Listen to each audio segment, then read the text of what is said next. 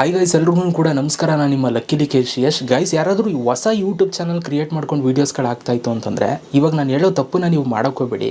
In case ಮಾಡಿದ್ರೆ ನಿಮ್ಮ channel ಯಾವತ್ತೂ ಕೂಡ ಗ್ರೋ ಆಗಲ್ಲ ಗೈಸ್, ಆಯಿತಾ? ಬಟ್ ಇದು ತುಂಬ ಜನ ಮಾಡ್ತಾ ಇರ್ತೀರಾ, ನನಗೆ ಗೊತ್ತು. ಯಾಕೆಂತಂದರೆ ನಾನು ಕೂಡ ಇದು ಮಾಡಿದ್ದೀನಿ. ಓಕೆ, ಅದಕ್ಕೋಸ್ಕರ ಹೇಳ್ತಾ ಇದ್ದೀನಿ. ಇದರಿಂದ ನಿಮ್ಮ ಚಾನಲ್ಲು ತುಂಬ ಹೊಡೆತ ಬೀಳುತ್ತೆ.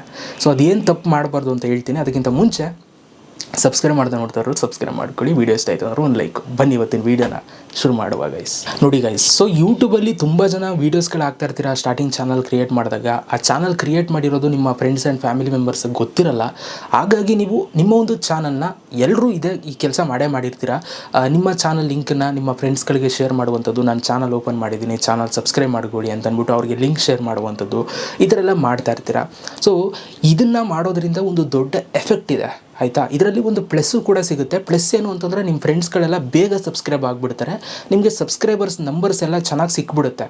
ಬಟ್ ನಿಮಗೆ ಹಾಕುವಂಥ ವೀಡಿಯೋಸ್ಗಳಿಗೆ ರೀಚ್ ಸಿಗೋಲ್ಲ. ಯಾಕೆ ಅಂತಂದರೆ ತುಂಬ ಜನ ಸಬ್ಸ್ಕ್ರೈಬ್ ಮಾಡ್ಕೊಂಡಿರ್ತಾರಲ್ಲ, ಅವ್ರೇನು ಮಾಡ್ತಾರೆ ಅಂತಂದರೆ ನೀವು ಕಳಿಸಿದಿರಲ್ಲ ಅಂತ ಅಂದ್ಬಿಟ್ಟು ಫಸ್ಟು ಸ್ಟಾರ್ಟಿಂಗ್ ಡೇಸಲ್ಲಿ ಅವರು ನಿಮ್ಮ ಚಾನಲ್ನ ನೋಡುವಂಥದ್ದು, ನಿಮ್ಮ ವೀಡಿಯೋ ಎಷ್ಟೊತ್ತು ಹಾಕಿದ್ದೀರ ಅದನ್ನ ಒಂದಷ್ಟೊತ್ತು ನೋಡುವಂಥದ್ದು, ಈ ಥರ ಮಾಡ್ತಾ ಇರ್ತಾರೆ. ಆಮೇಲೆ ಅವರೆಲ್ಲ ಕೂಡ ಸೈಡ್ಗೊಂಡು ಹೋಗ್ತಾರೆ, ಮೆತ್ತಗೆ ಸೈಡ್ಗೊಂಡು ಹೋಗ್ತಾರೆ, ಆಯಿತಾ? ಯೂಟ್ಯೂಬಲ್ಲಿ ಕ್ರಿಯೇಟರ್ಸ್ಗಳಾಗೋದು ಹೆಂಗೆ ಅಂತಂದರೆ ನಿಮಗೆ ಗೊತ್ತಿಲ್ಲದವರಿಂದನೇ ನೀವು ಕ್ರಿಯೇಟರ್ಸ್ಗಳಾಗುವಂಥದ್ದು.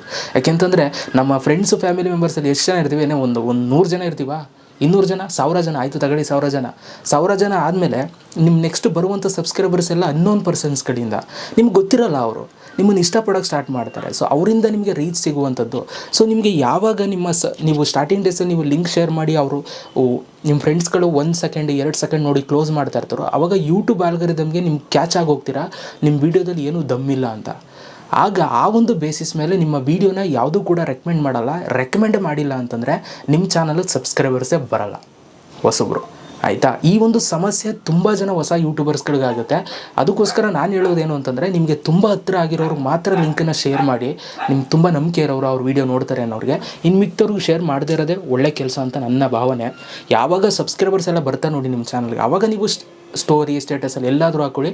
ಎಷ್ಟು ಜನಕ್ಕಾದರೂ ಲಿಂಕ್ ಕಳಿಸಿ, ಅವಾಗ ಏನೂ ಕೂಡ ಸಮಸ್ಯೆ ಆಗಲ್ಲ. ಯಾಕೆಂದರೆ ಆಲ್ರೆಡಿ ಒಂದು ಸಬ್ಸ್ಕ್ರೈಬ್ ಬೇಸ್ ಇರುತ್ತೆ ನಿಮಗೆ. ಅದ್ರ ಬೇಸಿಸ್ ಮೇಲೆ ಆಡಿಯನ್ಸ್ಗಳು ನಿಮಗೆ ವ್ಯೂಸ್ ಎಲ್ಲ ಬರ್ತಾ ಇರುತ್ತೆ.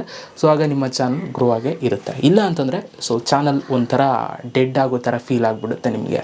ಓಕೆ, ಸೊ ಈ ಸಮಸ್ಯೆಗೆ ಸಿಗಾಕೊಳ್ಬೇಡಿ ಅಂತ ಹೇಳ್ತಾ, ವೀಡಿಯೋ ಇಷ್ಟ ಆಗಿರೋ ಒಂದು ಲೈಕ್ ಮಾಡಿ. ಸಿಗೋಣ ಗೈಸ್ ನೆಕ್ಸ್ಟ್ ವಿಡಿಯೋದಲ್ಲಿ. ಅಲ್ಲಿ ತನಕ ಲವ್ ಯು.